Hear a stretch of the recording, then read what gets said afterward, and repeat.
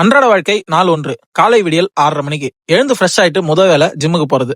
ஒருவேளை இந்த வீடியோஸ் எல்லாம் நான் ரெகுலரா கன்சிஸ்டன்டா போஸ்ட் பண்ணேன் அப்படின்னாக்கா என்னோட லைஃப்ல நிறைய இன்ட்ரெஸ்டிங்கான கேரக்டர் பார்ப்பீங்க. அதுல முதல் ஆள் தான் இவர்.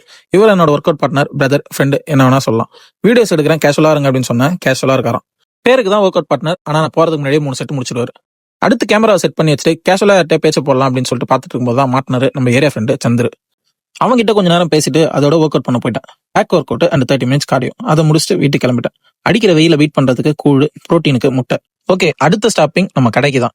கடைக்கு போயிட்டு பார்த்தாக்கா கடை வாசல்ல ஒரு ஆட்டோ நின்றுட்டு இருக்கு. ஆப்போசிட்ல ஒரு டெத் வந்துட்டு இருக்கு. அவங்களுடைய ஆத்மாவும் சாந்தி அடிட்டோம் அப்படின்னு சொல்லிட்டு வேண்டிட்டு திரும்பி பார்த்தா ஆட்டோவும் எடுத்துறாங்க. ஓகே, கடையை திறந்துட்டு கிளீன் பண்ணிட்டு இருக்கும்போது ஒரு இன்விடேஷன்.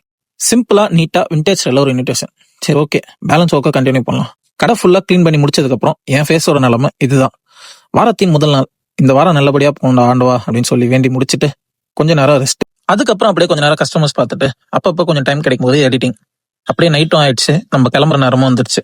மார்னிங் எப்படி எல்லாத்தையும் ஒன்னொன்னா வெளியே எடுத்து வச்சோமோ அதே மாதிரி திரும்ப உள்ள எடுத்து வச்சிடணும். டைம் இப்ப 10:40. மார்னிங் திறந்தது 10:40. டோட்டலா 12 hours. நானும் இதோட வீடியோ முடிச்சுக்கிறேன். நாளைக்கு பார்ப்போம். பை.